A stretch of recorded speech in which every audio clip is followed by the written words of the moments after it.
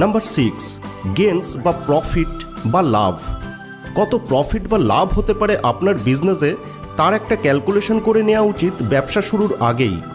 মাথায় রাখতে হবে কোনো প্রজেক্ট আপনাকে ওয়ান টাইম লাভ দেবে ইমিডিয়েটলি, আবার কোনো প্রজেক্ট লং টার্মে লাভ দিয়েই যাবে। নাম্বার 7, ট্রাবল বা সমস্যা। ব্যবসা শুরু করলে প্রচুর সমস্যা আসবে, কিন্তু এই সমস্যা অ্যাভয়েড করার বা মিনিমাইজ করার সবথেকে ভালো উপায় হলো আগে থেকেই যতটা সম্ভাব্য সমস্যাগুলো লিস্ট করা ও তার সলভগুলো বার করে রাখা। এই সমস্ত জিনিস খুব ভালো করে দেখে বুঝে আপনাকে মার্কেটে নামতে হবে। এবার আপনাকে লিডারশিপ ও বিজনেস ম্যানেজমেন্ট বুঝতে হবে।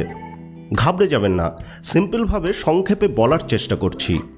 আপনার কোম্পানি বা অর্গানাইজেশনকে কিভাবে এগিয়ে নিয়ে যাবেন তার উপর ফোকাস করাটাই হলো ম্যানেজমেন্ট। আচার্য চাণক্য বলছেন, আপনি